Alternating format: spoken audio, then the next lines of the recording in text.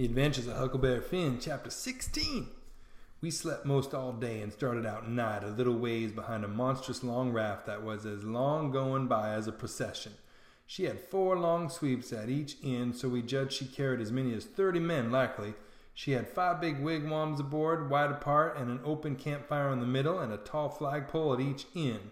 There was a power of style about her. It amounted to something being a raftsman on such a craft as that.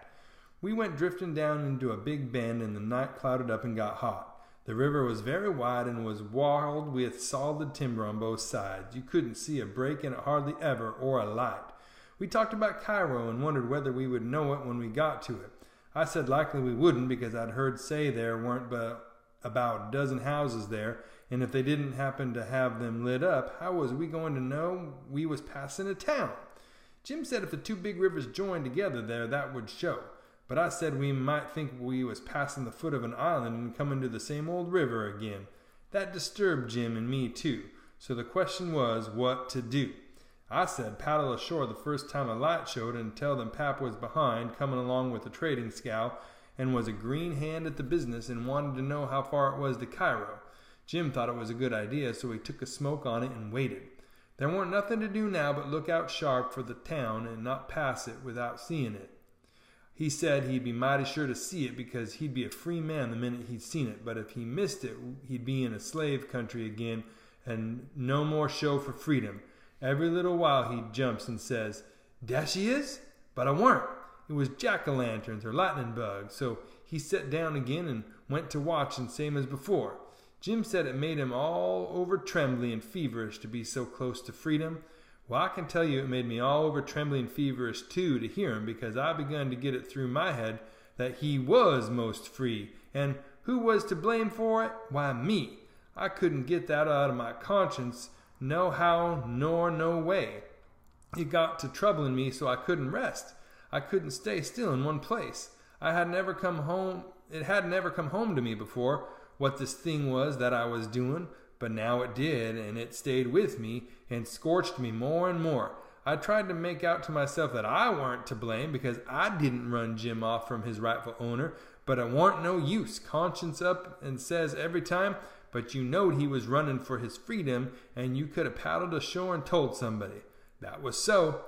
I couldn't get around that no way.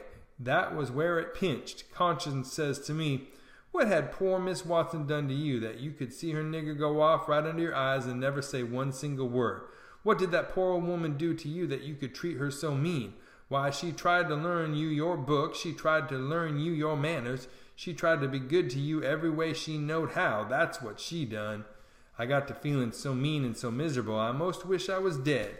I fidgeted up and down the raft, abusing myself to myself, and Jim was fidgeting up and down past me. We neither of us could keep still.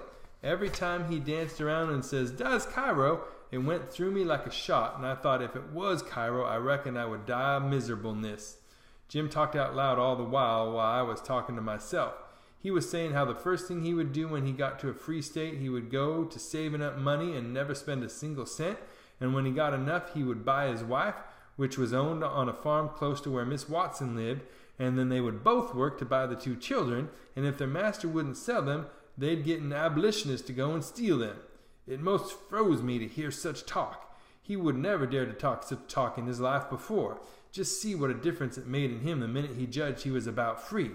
It was according to the old saying, give a nigger an inch and he'll take an ell. Thinks I, this is what comes of my not thinking. Here was this nigger which I had as good as helped to run away, coming right out flat-footed and saying he would steal his children that belonged to a man I didn't even know, a man that hadn't ever done me no harm. I was sorry to hear Jim say that. It was such a lowering of him. My conscience got to stirring me up hotter than ever, until at last I says to it, "Let up on me, it ain't too late yet, I'll paddle ashore at first light and tell." I felt easy and happy and light as a feather right off. All my troubles was gone. I went to looking out sharp for a light and sort of singing to myself. By and by one show, Jim sings out, "We safe, Huck, we safe. Jump up and crack your heels.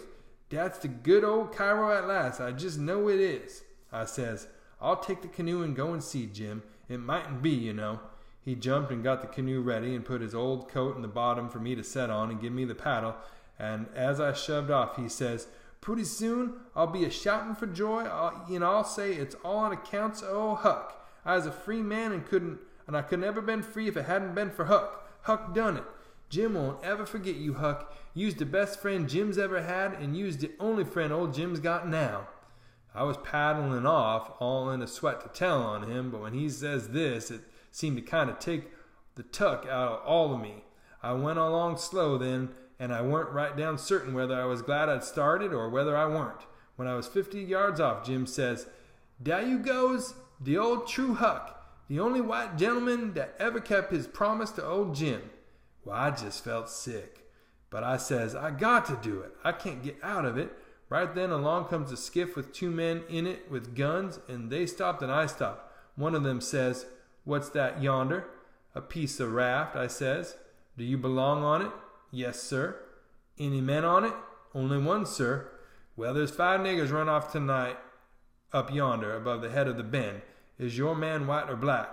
I didn't answer up prompt. I tried to, but the words wouldn't come. I tried for a second or two to brace up and out with it, but I weren't man enough. Hadn't the spunk of a rabbit. I see I was weakening, so I just give up trying, and up and says, "He's white." "I reckon we'll go and see for ourselves." "I wish you would," says I, "because it's Pap that's there, and maybe you'd help me tow the raft ashore where the light is. He's sick, and so is Mam and Mary Ann."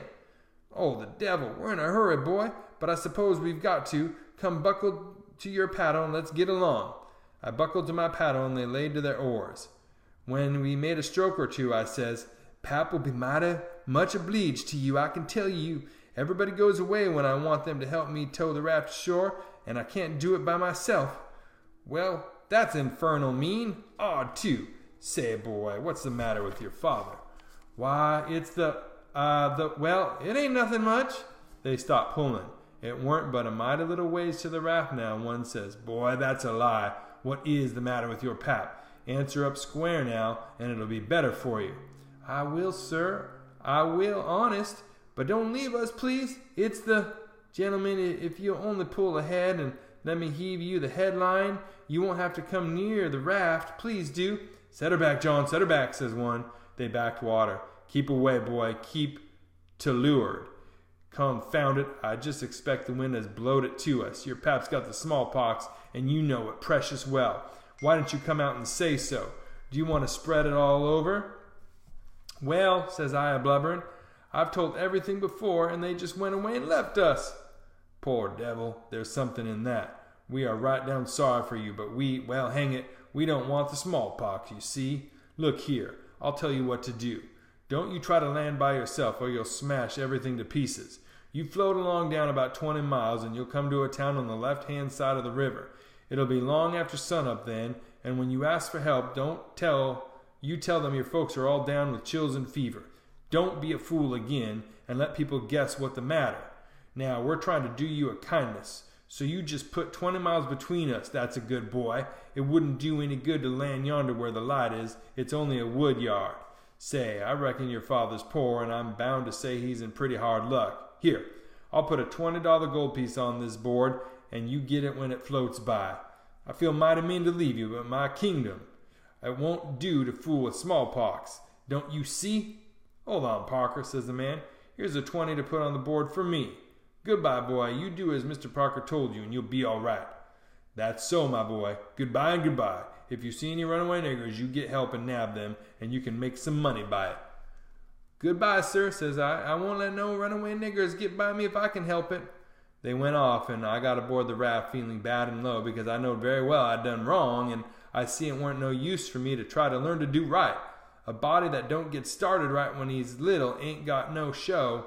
When the pinch comes, there ain't nothing to back him up and keep him to his work, and so he gets beat. Then I thought a minute and says to myself, "Hold on. Suppose you'd have done right and give Jim up. Would you felt better than what you do now?" "No," says I feel bad. I'd feel just the same way I do now." "Well then," says I, "what's the use learning to do right when it's troublesome to do right, and it ain't no trouble to do wrong, and the wages is just the same?" I was stuck. I couldn't answer that. So I reckoned I wouldn't bother no more about it, but after this, always do whichever come handiest at the time. I went into the wigwam. Jim weren't there. I looked all around. He weren't anywhere. I says, "Jim, "Here I is, Huck. Is they out of sight yet? Don't talk loud." He was in the river under the stern oar with just his nose out. I told him they were out of sight, so he come aboard. He says, "I was a-listening to all the talk, and I slips into the river, and I was going to shove for shore if they come aboard. Then I was going to swim to the raft again when they was gone. But lawsy, how you did fool 'em, Huck. That was the smartest dodge. I tell you, child, I spec it save old Jim. Old Jim ain't going to forget you for that, honey." Well, then we talked about the money. It was a pretty good raise, $20 apiece. Jim said we could take deck passage on a steamboat now, and the money would last us as far as we wanted to go into the Free States. He said 20 mile more weren't far for the raft to go, but he wished we was already there. Towards daybreak, we tied up, and Jim was mighty particular about hiding the raft good. Then he worked all day fixing things in bundles and getting all ready to quit rafting. That night about 10, we hove in sight of the lights of a town away down in the left-hand bend. I went off in the canoe to ask about it. Pretty soon I found a man in the river with a skiff setting a trot line. I ranged up and says, "Mister, is that town Cairo?" "Cairo? No, you must be a blame fool." "What town is that, mister?" "If you want to know, go and find out. If you stay here bothering around me for about a half a minute longer, you'll get something you don't want." I paddled to the raft. Jim was awful disappointed, but I said never mind. Cairo would be the next place, I reckon. We passed another town before daylight, and I was going to go out again, but it was high ground, so I didn't go. "No high ground about Cairo," Jim said. I had forgot it. We laid up for the day on a towhead tolerable close to the left-handed bank. I begun to suspicion something. So did Jim. I says, "Maybe we went by Cairo in the fog that night." He says, "Don't let's talk about it, Huck. Poor niggas can't have no luck. I always suspected the rattlesnake skin weren't done with its work." "I wish I'd never seen that snake skin, Jim. I do wish I'd never laid eyes on it." "It ain't your fault, Huck. You didn't know. Don't you blame yourself about it." When it was daylight, here was the clear Ohio water inshore, sure enough, and outside was the old regular muddy. So it was all up with Cairo. We talked it over. It wouldn't do to take to the shore. We couldn't take the raft up the stream, of course. There was no way but to wait for dark and start back in the canoe and take the chances. So we slept all day amongst the cottonwood thicket so as to be fresh for the work, and when we went back to the raft about dark, the canoe was gone. We didn't say a word for a good while. There weren't anything to say. We both knowed well enough it was some more work of the rattlesnake skin, so what was the use to talk about it? It would only look like we was finding fault, and that would be bound to fetch more bad luck. And keep on fetching it too, till we knowed enough to keep still. By and by we talked about what we better do, and found that there weren't no way but to just go along down with the raft till we got a chance to buy a canoe to go back in. We weren't going to borrow it when there weren't anybody around, and the way Pap would do, for that might set people after us.